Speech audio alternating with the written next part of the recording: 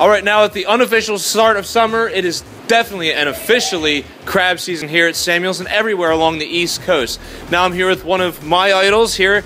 Johnny Crabs is his local nickname. Now, John, you've been in this business for a long time. What is some of your background here? I started selling to Sammy probably 25 years ago, and they hired me 3 years ago to take over the crab department. So, yeah, I've been doing this almost 35 years.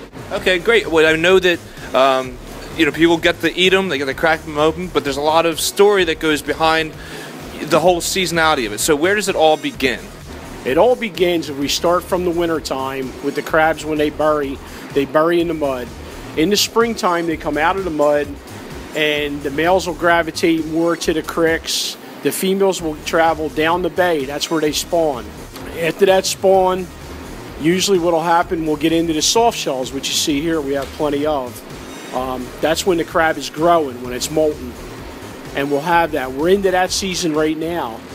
And after that, now all the soft crabs, as the ones that they didn't catch, that they start to harden up, that's going to be the crop of crab that we're going to see into the summertime, which we're starting to see now.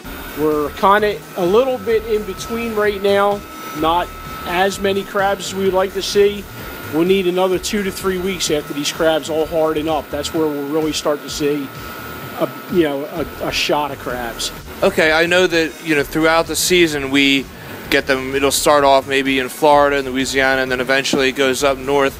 Are they like fish like swordfish and striped bass where they migrate? No, they don't migrate, but the further south you go where the climate's more temperate for them, you got the warmer climate, the catch will be year-round on that crab. And actually the molt will be sooner than it is up here. It's a lot of it's got to do with the water temperature, the amount of daylight that triggers something has to happen, and they start to spawn. Louisiana up through Florida, even into Georgia, you pretty much have the crab year-round.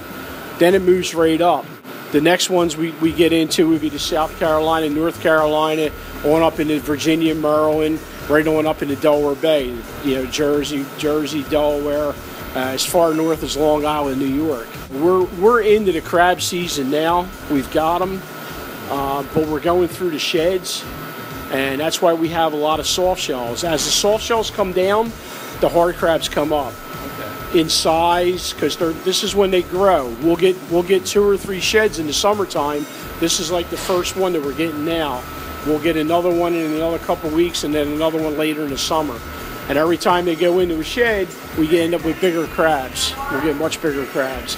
Okay, then from the different areas they're from, and I guess different sizes, what do certain chefs look for? And maybe they want Louisiana ones, or they want number 1s over number 2s. What does certain people look for? Well, when it comes to the size, down south you're going to get your biggest because they can grow 12 months a year.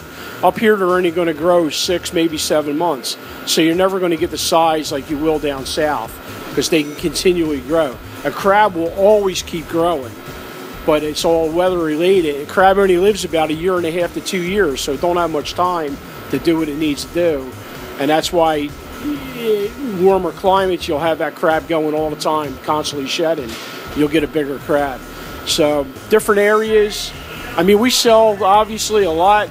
We sell more small crabs than we do large crabs. The large crabs more higher end markets, bars, restaurants, just the street vendors look for the 2s. That's the cheaper of the crabs.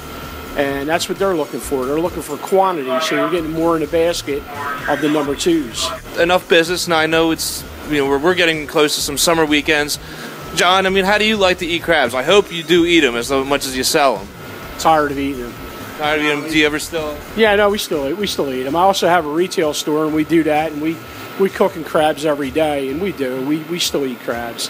I tend to like the bigger ones. I'd rather pick a bigger crab. Is it like a beer and crab type thing? Yeah, pretty much. Get done the end of the day, cook up a dozen or 2 of crabs, crack a couple beers, couple crabs. All right, John. Well, thank you very much for speaking with me. And let's go get some crabs and beers, John. Let's go. Introduce stuff like that. Okay. We'll start right from the beginning. Through the winter when the crabs are we'll get started. Okay. Yep, like I say, from the beginning. Oh, I'll introduce you. Yeah. No, you're good. I'm glad you're enthusiastic about it.